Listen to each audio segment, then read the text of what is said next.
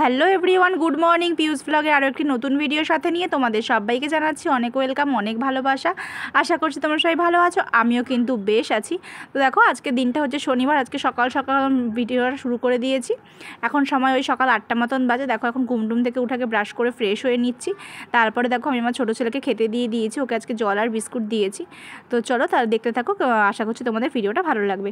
আগে আমি সবসময় চেষ্টা করি আমার দুই ছেলেকে খাইয়ে তাইয়ে তারপরে নিজে খেতে। বা দেখো, এখন চা নিয়ে চলে এসেছে আমার আর আমার বরের চা। এখন আমি চাটা খেয়ে নেবো, চলো তারপরে সব কাজকর্ম করবো। আগে চা খেয়ে শরীরে এনার্জি দিয়ে নিই। আর দেখো, এই যে এখন চাটা খেয়ে চলে এসেছি, দেখলাম মার রান্না হয়ে গেছে, তাই জন্য বাসনটা আগে মেজে নিই। তো দেখো, এই যে বাসন মাজতে বসে পড়েছি। আর আজকে না অনেক বাসন হয়েছিল, ওই যে মা সকালবেলা তাড়াহুড়ো করে কাজবাজ করতে করতে না অনেক বাসন টাসন বের করে ফেলে।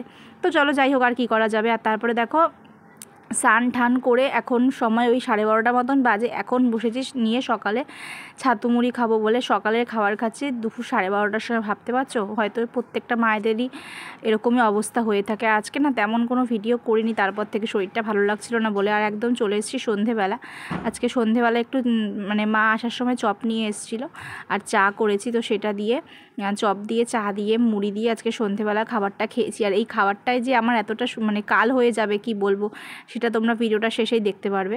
তো তারপরে দেখো, আমি এখন ব্যাগ গুছিয়ে নিচ্ছি। কোথায় যাচ্ছি, হ্যাঁ আমি তাহলে বলেই দিই। আমি যাচ্ছি হচ্ছে আগামীকালকে আমার মাসির বাড়ি। তো তার জন্যই আজকে রাত্রিবেলা গুছিয়ে ব্যাগ গোছাতে বসে পড়েছি।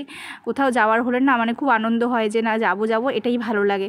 তারপরে গিয়ে চলে আসার সময় ততটাই কষ্ট হয়, তো কী করা যাবে। আর তারপরে দেখো, ব্যাগটা গুছিয়ে এখন চলে এসেছি রান্না করতে। রাতে রান্না করবো হলো আলু ভাজা করবো, ডাল করবো, যেহেতু আজকে শনিবার নিরামিষ ওই কারণে। তার জন্য এই যে আলুটা কেটে নিচ্ছি। চলো, অনেকটা তাড়াতাড়ির মধ্যেই কাজগুলো করছিলাম। আর তারপরে দেখো, এই যে বাবা আসার সময় নিয়ে এসেছিলো একটু ঠান্ডা মানে মাজা নিয়ে এসেছিলো, সেটাই একটু খেয়ে নিলাম। শরীরটা একটু ঠান্ডা করে নিলাম, কেননা আবারও তো অনেকটাই গরম পড়ে গেছে। তো রান্না করতে করতে এরকম জিনিস ফেলে খুব ভালোই লাগে বলো। আর তারপরে দেখো, এই যে আমার ডালটা সেদ্ধ হয়ে গেছে। এখন সোমবার দিলে আমার ডালটা একদম রান্না হয়ে যাবে। আর তারপর থেকেই আমার শুরু হয়েছিল প্রচণ্ড পেটে ব্যথা, খুব শরীর খারাপ করছিল।